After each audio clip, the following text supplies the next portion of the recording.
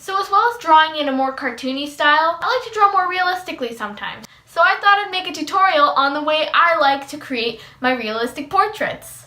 Awesome. Alright, cool. Okay. So let's go. Let's draw. Let's draw.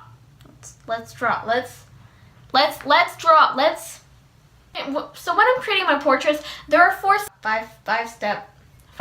I like to have 5 different steps to do that. So the first thing I do is I go on Pinterest or just look up some reference photos of some sort of any type of person. I like to mix it up sometimes. The next thing I do is just get my regular HB pencil, nothing really special about it, and I just like to try and just start by sketching out a basic idea of what the face looks like. I like to look at the main shape that you see when you look at someone's face. Like for example, alright, so the person I was drawing, it was like, what I realized is that usually people's faces are like kind of squarish a little bit, but then they have like circle-y depending on the face. But I feel like there's always at least a square and a circle inside a face. So I like to try and figure out where the square is and then where the circle is in a face.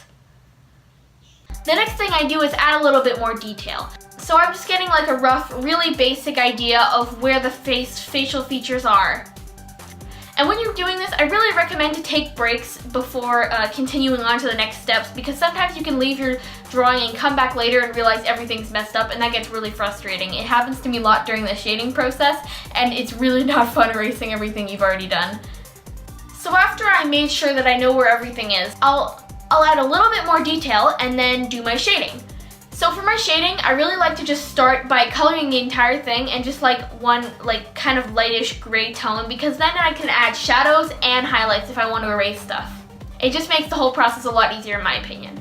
I don't really have an exact process for doing my shading. I'll normally just add shadows where I think there needs to be shadows and highlights where there needs to be highlights, and just kind of make it a little bit of like a rough thing, and then I go more detailed as I go more into the drawing. Alright, and like I was saying earlier, usually at this point I realized that there's a lot wrong with my drawing and I ended up erasing stuff and redoing stuff. But I don't really mind all that much, because when I'm creating my portraits, it's like a really relaxing thing for me. I don't know if it's the same for you or anything like that, but when I'm creating my portraits, I find it kind of a relaxing activity. I'll normally put on a YouTube video or something and just sit back and like, whatever happens, just let it happen. It's okay to make mistakes and just have fun with it.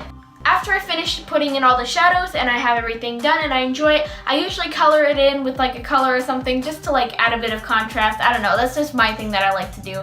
But anyway, I hope you enjoyed this tutorial. If it was helpful, leave a thumbs up because that's my validation. And yeah, okay.